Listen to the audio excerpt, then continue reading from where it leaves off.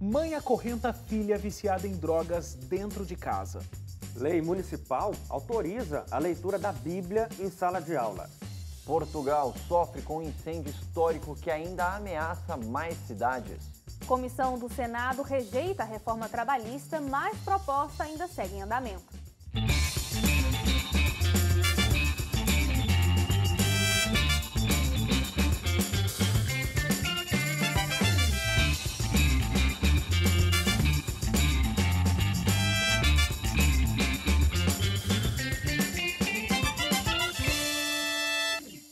Tudo bem com você? Começa agora o nosso Redação Novo Tempo. Muito obrigado porque você está aqui com a gente. Mais uma semana.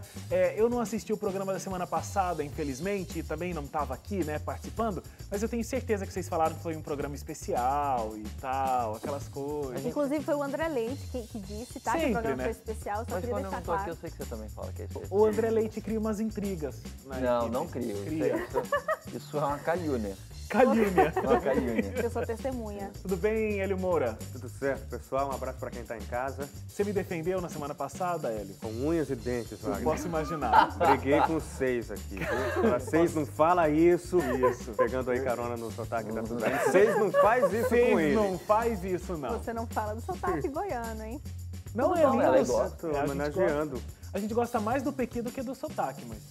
Claro, né? Porque faz muito mais efeito, Nunca né? comi pequi, você podia trazer pra gente das suas Nunca! férias. Suzane, faz um pequi e convida todos nós. Tá bom, eu vou fazer, mas não não é é uma época fruta? ainda, tá? É, uma mas fruta você do faz, por exemplo, no arroz é o jeito que eu mais gosto. Virou vídeo de saúde agora, Redação Novo Tempo. Né? Pequi com Tá bom, arroz, quando um for fio a de época? azeite, extra virgem. É uma delícia, porque ele solta... Desculpa, gente. Ele solta o gostinho do pequi no arroz, é O maravilhoso. Wagner tá achando que ele voltou na época do vídeo de saúde ainda. Gente, falar de comida é uma coisa muito né? impactante.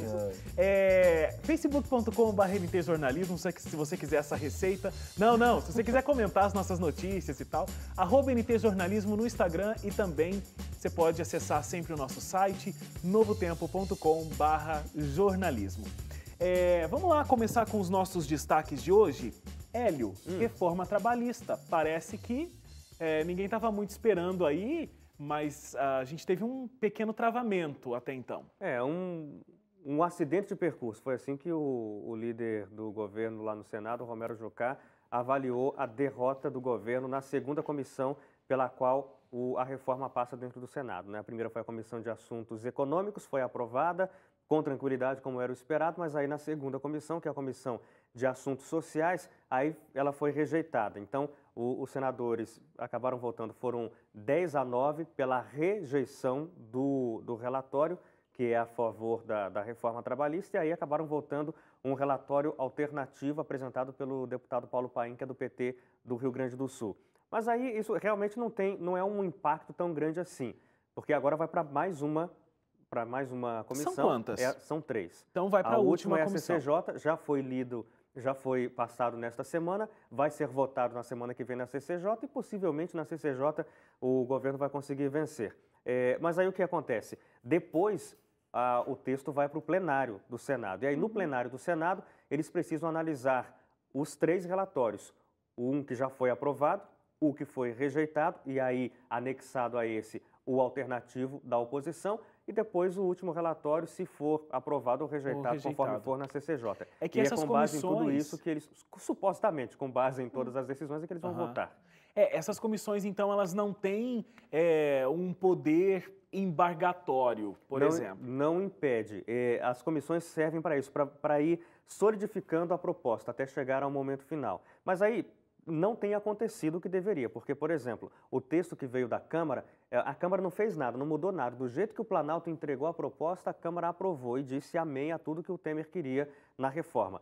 O papel do Senado, nesse caso, já que a Câmara foi a primeira, o papel do Senado se torna a casa revisora. É para analisar e ver se está tudo realmente de acordo com o que deveria. Aí, nas 2 primeiras comissões, o relator foi o mesmo, o Ricardo Ferraço. E aí o Ricardo Ferraço, ele disse o seguinte, olha, discordo de vários pontos aqui da proposta, mas não vou fazer nenhuma alteração porque senão vai ter que voltar para a Câmara. E aí o governo perderia tempo, né? O governo quer isso até o final do semestre. Então ele falou, olha, apesar de eu ter alguma, não estou concordando com tudo, vou só fazer umas indicações aqui para o presidente. Quando chegar lá na mão do presidente, ele vetar algumas coisas, em lugar de fazer o trabalho real, o trabalho de verdade. Discordo, então refaz o texto. Mas aí para ajudar o governo, não fizeram isso, entendeu? É complicado, é a política. Essa de certa forma, foi não é a discordância, né? Mas foi o veto, né, no caso. Não é veto, eu estou tentando usar a expressão certa que não está me fugindo. O embargo, no caso dessa comissão que não aprovou o relatório, não quer dizer que eles estão falando assim, ó, esse aqui não vale. É só que eles estão dando uma outra proposta onde tem esses vetos que a ProTem vai fazer lá na frente. Não, os vetos não. No relatório alternativo, que daí assim, como foi rejeitado e aí rejeitaram o original, que é o do Ricardo Ferraz, de acordo com o governo, e aprovaram como se fosse um texto alternativo já. Então, quando chegar lá no plenário, vão apresentar, olha, a gente tem essa aqui a reforma que veio, o relator trouxe essa, mas a gente elegeu esse outro aqui também. Então, ó, vamos analisar esse outro texto aqui, que daí seria um texto do Paim, que é bem mais flexível em comparação ao texto do governo. Então, aí nesse caso, aí o plenário que vai definir qual dos dois relatórios vai aprovar, ou se nenhum dos dois vai ser aprovado. Ou eles ainda podem fazer tipo um terceiro, pegar o melhor dos dois e... Podem. Na verdade, a função é essa, é pegar a proposta do jeito que veio, analisar e ver se isso ali está de acordo, se aquilo ali realmente vai ser bom para a população ou não. E se não for, fazer as alterações necessárias. Mas eles não estão fazendo isso no Senado porque não querem que isso volte para a Câmara. Porque se houver qualquer alteração de texto, tem que voltar para a Câmara. Entendido.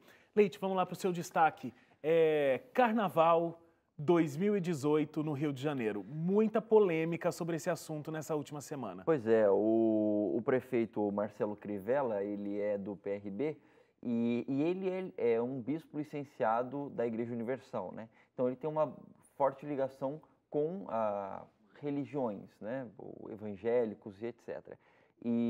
Mas não necessariamente tenha sido esse o motivo dele para diminuir o orçamento para o Carnaval do Rio de Janeiro de 2018. Mas essa é a grande crítica que ele vem sofrendo, né? Exatamente, mas não que tenha sido esse o motivo dele, não explicitamente. O grande ponto é que o Marcelo Crivella, ele disse que por conta de problemas financeiros no município do Rio de Janeiro, ele gostaria de não afetar tanto a educação municipal.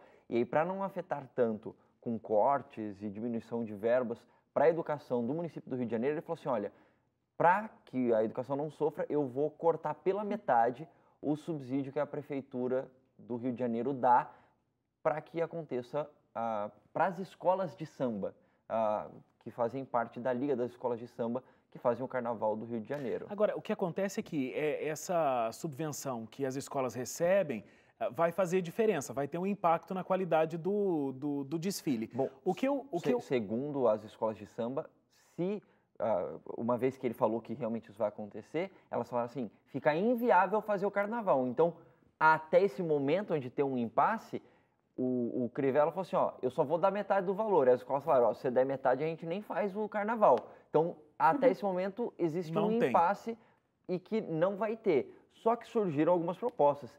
Tem alguns sindicatos ligados ao comércio do Rio de Janeiro que eles estão tentando meio que fazer uma vaquinha assim para pagar o restante que o Crivella falou que não vai pagar, porque movimenta muito o comércio do Rio e os comerciantes do Rio não querem perder, hotéis e tudo mais não querem perder essa possibilidade, então eles mesmos estão falando que vão dar um jeito de pagar a outra metade da subvenção para as escolas de samba do Rio. Agora, a própria prefeitura também lucra com a festa, né?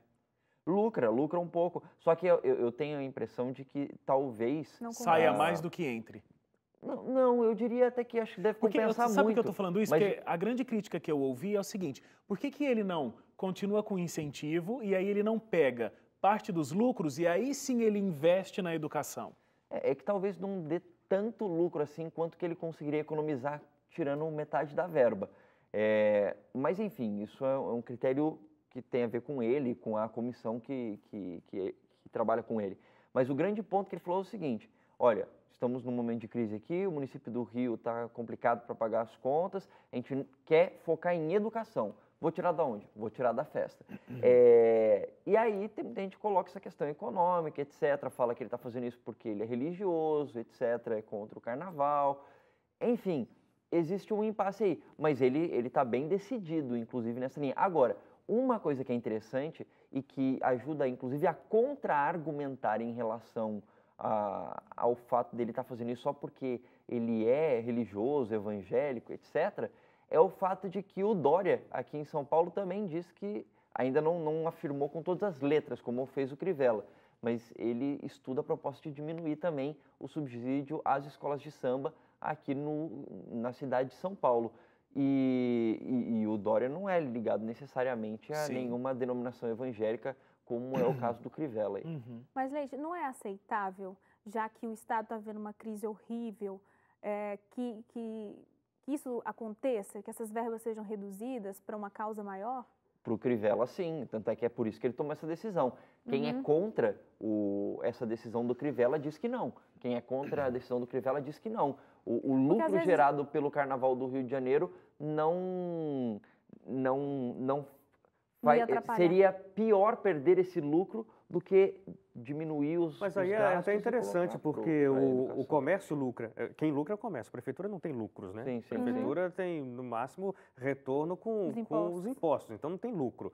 Mas o comércio, a hotelaria, esses têm lucro com atividades que são de eventos populares. Então, eu acho muito justo que colaborem também, porque é algo que vai ter retorno, aí sim, para eles mesmos. Tanto é que quando... Se a prefeitura não tem... Desculpa. Não, desculpa. Tanto é que é por isso que o próprio sindicato de hotelaria e de comércio se dispôs para pagar o restante da conta aí. Porque aí é interessantíssimo. Enfim, carnaval não é uma coisa que a gente ache que seja bom e que vai trazer qualquer... A gente já falou de carnaval e dos problemas que essa festa acarreta tantas vezes, né? Agora, falando financeiramente, a crítica que o Crivella está enfrentando é justamente que as pessoas estão dizendo que ele, como sendo um prefeito religioso, ele está sendo um prefeito só para esses da sua religião. É uma crítica que não tem nada a ver, porque, inclusive, em outros anos a gente já mostrou aqui diversos municípios brasileiros que fizeram isso e não tem relação nenhuma com religião. Já que o calo então, é só aproveitando um gancho para poder fazer uma crítica que, nesse caso, é infundada, o motivo. Agora, realmente, o que o Hélio falou é verdade. Se a prefeitura não tem lucro nenhum com o carnaval, então realmente não deveria sair essa subvenção, principalmente num momento de crise como esse. Agora, realmente, se o comércio lucra tanto, então vamos fazer um investimento, né? Lógico. É que tem um investimento cultural, né, no caso, também, que é levado em consideração. Mas nesse caso, já que apertou para todo mundo tem que economizar, como a gente já discutiu aqui, né? Claro. Todas as pastas têm que, de alguma forma, também contribuir, né? Vamos para o seu destaque, Suzaiane, que é bem diferente de tudo que a gente falou aqui. A gente vai para Portugal e a gente vai falar sobre o incêndio que está acontecendo. Esse incêndio começou, é um incêndio histórico, né? Começou no sábado e veio tendo repercussões ao longo da semana, avançando para mais cidades. Infelizmente, muitas pessoas morreram.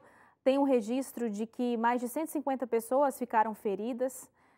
Mais de 60 pessoas morreram, infelizmente. Mais de 26 mil hectares sofreram a devastação pelo fogo, muitos carros queimados, casas, pessoas tiveram que evacuar alguns vilarejos. E tem uma situação um pouco complicada. Algumas agências de notícias divulgaram que a gestão florestal ela não tinha sido atualizada, que ela deveria ser atualizada a cada 2 anos, e a última atualização aconteceu há 4 anos. Isso também pode ter prejudicado ainda mais a situação. Tiveram problemas de comunicação, alguns problemas assim, estratégicos na resolução do problema, e talvez isso tenha prejudicado ainda mais. Outra situação é a origem do fogo, a origem do incêndio. Como Portugal está vivendo um registro também histórico aí de temperaturas extremamente altas, com registro de até 40 graus, isso associado ao clima e tudo mais, trovoadas secas, né, que é como eles denominam, poderia ter sido, então, a causa dos incêndios. Foi o que, na verdade, a polícia disse que essa é a causa. Mas o chefe dos bombeiros alegou, dizendo que essa trovoada aconteceu depois que o incêndio já teria começado, 2 horas depois, e que, na opinião dele, esse incêndio teria sido criminoso, né? Então, não se sabe a origem. Né? Há essas 2 versões aí. Para mim, o mais triste desse processo todo, se é que dá para falar alguma coisa que é mais triste disso, mas é porque muita gente que teve as vilas afetadas pelo fogo estavam fugindo e o fogo pegou eles no meio do caminho, eles ficaram travados e acabaram falecendo aí no meio das chamas, né? Inclusive, Leite, depois... 46 pessoas, não foi alguma coisa assim? Foi um número relativo... bem alto, mais da metade dos mortos morreram nessa situação. Quando a gente viu ali, né, as imagens feitas por um drone, não tinha o que fazer, né? Era fogo de todos os lados, os eucaliptos extremamente altos, e há relatos, eu vi o relato de uma mulher mesmo que se salvou com o marido, mas a mulher que já estava atrás dela não conseguiu se salvar, infelizmente. Ela tentou, de alguma forma, assim, gritar, né, tentar ajudar, porque nessa hora realmente não tem muito o que fazer, para onde você vai fugir.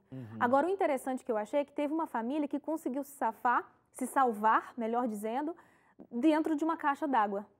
Uma senhora de 95 anos, a filha não sabia muito conduzir, porque a mãe não conseguia entrar no carro, naquele desespero todo, e a alternativa ali no momento, né, ela pensou, vou então colocar na caixa d'água, acabou que todo mundo entrou na caixa d'água e eles conseguiram se salvar. Outra parte mais triste ainda é que, além da desgraça toda já causada pelo incêndio, essas pessoas tiveram que abandonar as casas, depois o fogo foi sendo controlado e elas voltaram. Quando voltaram para suas casas, as casas estavam saqueadas.